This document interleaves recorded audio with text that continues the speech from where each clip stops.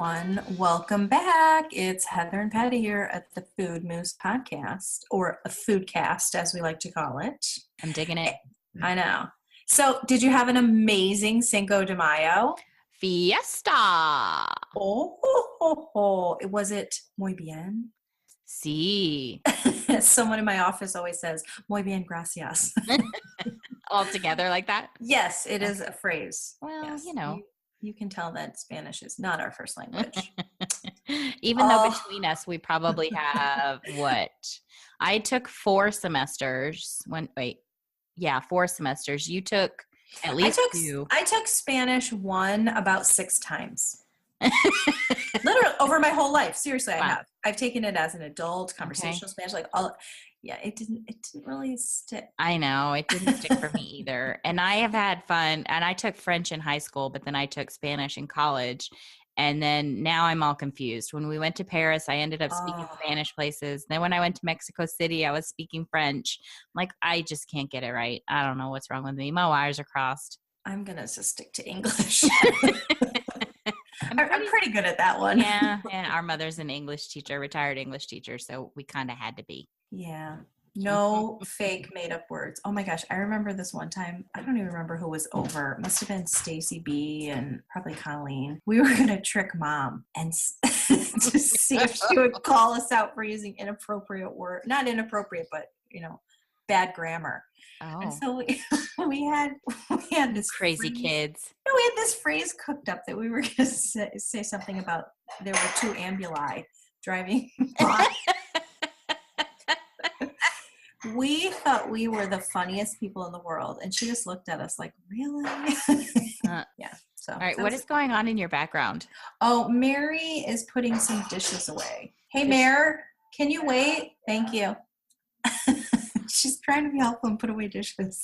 Which is nice, but... Which is lovely, but not while we're recording a podcast. So ambuli. That's ambuli. Isn't that hilarious? That's a funny word. We can never figure out the plural of moose to be meese. It's not. It's just not. Moose. It's just moose. I know. Wait, no, go back though. Did mom call you out and say that? No, she looked at us like we were just dumb. Oh, well, she had a point. I know. But we cooked this up like it was going to be so funny. Yeah. Okay. That's how things go. We were hilarious children, I will tell you. Hilarious. Hilarious. All right. Back to what we're talking about today. So a couple weeks ago, we talked about the Clean 15 and the Dirty Dozen. And so we wanted to kind of explain what that is. So Heather, what is the Dirty Dozen? The Environmental Working Group, EWG, we introduced them to you a while back when you were talking about health and beauty products. So you can find out what kind of potentially scary things might be lurking about in your lotions and potions and what have you. So the EWG also publishes an annual shopper's guide to pesticides in produce. So that is what's commonly known as the Dirty Dozen. And then the flip side is the Clean 15. The report that EWG provides details FDA's 230 pesticides that they allow to put on your food. Can we just pause here? I'm just grossed out. Okay. The FDA allows farmers to use as pesticides. So I'm guessing they come from 230 pesticides that are allowed to be on your food.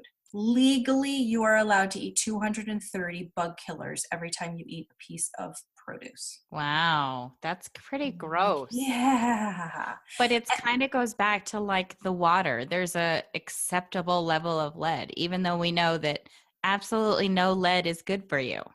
So yeah, I don't understand. We have very important lobbyists here with a lot of money. Yeah. So, and so pesticides are not all pesticide. If you're going to use like peppermint to scare away aphids, that's a pesticide, but that's not a bad thing. But most of the pesticides in your commercial vegetables and fruits are chemicals made in a lab that we don't even know what the long-term ramifications are going to be.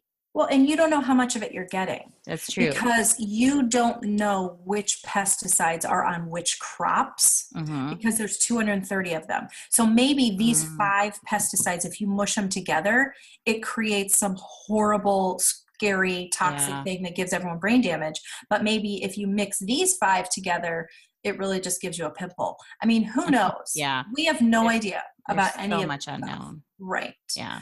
What the EWG says is there's, with all of the conventionally grown produce in, well, it doesn't specify the United States, but I'm assuming the United States. Yeah, well, we import quite a bit too, so think about that. You don't know. Well, it is actually worldwide because they did note papayas from Mexico were We get a not lot of widely. avocados, strawberries, a lot of stuff imported. Okay, so ignore me. But basically 70% of conventionally grown produce is contaminated with pesticides. Woohoo! So, yeah, but how do you know what that 30% is? You have no idea. Yeah. So in looking at this year's list, it's very, very similar to last year's list. A couple of things just changed in order. So that really just says that there's nothing going on with farming or politics to change anything. So I just want to tell you what the most pesticide laden things are so that you can avoid them like the plague. So get out your paper and pen, and they'll be in the show notes. It's posted on the blog too. And I'll be on the blog, whatever. Okay. Strawberries, spinach. All I can think of is a spinach salad with strawberries. Right? Oh. Nectarines, apples, grapes. That means raisins and wine. Peaches, cherries, pears, tomatoes. And that also means tomato sauce, salsa, anything made with conventionally grown tomatoes, celery, potatoes, and sweet bell peppers, all the colors. And if you look at this list, it's all stuff that you eat the skin generally. And the thing is even if you are going to peel the produce or wash it, it's still in there. The EWG still ranked for that. Because they're assuming that, you're going to rinse your strawberries, you're going to maybe peel an apple, what have you. So they still rated for that. And these are still the worst culprits. Yeah, it's all the thin skin stuff where it's still going to absorb past that skin. Just like we talked about in a previous episode about how our skin absorbs stuff that we put on it. Right. Well, and the other thing to think about too is a lot of these pesticides are put into the seeds. Well, how are you going to wash that off? It's actually grown inside the food product because it keeps the bugs away. Sure, that's great. So the crops will grow. But how do you as a person deal with eating something that has pesticides in it and now it's inside your body? Who knows what that's going to do for us in the long run? We just don't know. It's all about cheap. It makes it cheaper so they don't actually have to go out and pay people to spray the crops. Gosh, that's exhausting. Right? Yeah. If you just think about a little bit of bug spray on your tomatoes that you grew at your house, it's no big deal. Well, okay, it may or may not be a big deal to you. But there are scientific links to poor fertility, also neurotoxins that harm children's brains for any of these pesticides. So, how many times you hear about people, I can't get pregnant. Well, who knows what some of these pesticides are doing to people's reproductive system? We just don't know.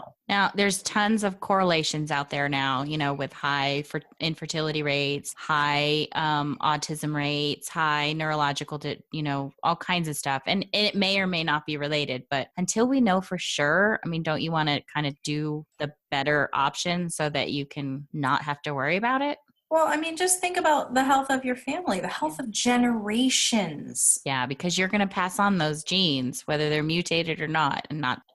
There's studies that can tell you about all the chemicals that are found in breast milk, all the chemicals that are found, in utero with a baby, just because the mother was exposed to it. And it may not have even been the mother. It may have been the mother's mother. Right. Yeah. So I don't know. I'm sorry. We are so on a tangent here. It's very scary. Sorry. It's very important to us because one, I've already had cancer and we've just doing a lot of research. There's just a lot out there and there's so many unknowns that it's just, and there's too many people willing to say, well, we don't know, so it's okay. And that's not the right answer. Don't freak out and do not vow to not eat anything green. No. Louise.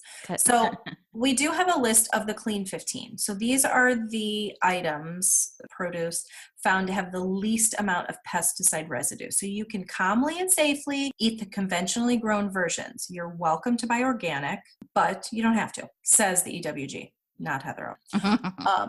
First is avocados. So there's your yummy guac. Nature's mayonnaise. Okay.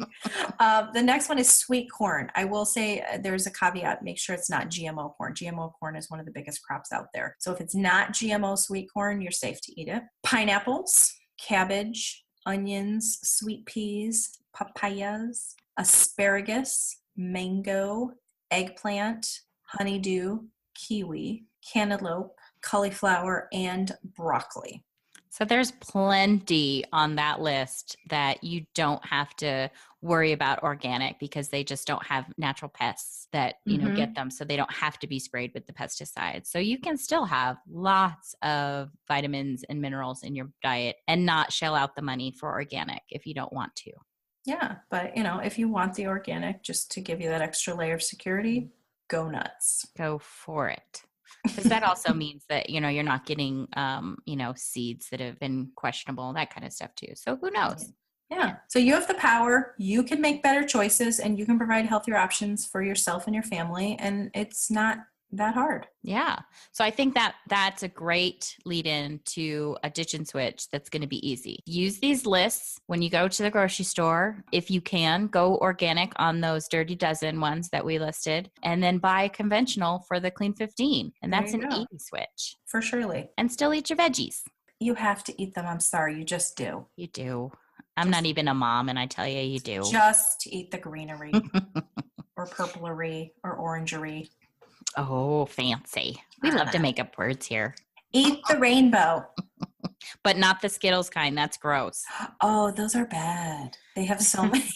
Okay, wait. Sorry, tangent. Yeah. Okay. Thank you, ladies and germs, from both of us. Please, if you love our podcast or even if you moderately like it, write us a review and go to foodmoose.com. Sign up for our fun newsy newsletter.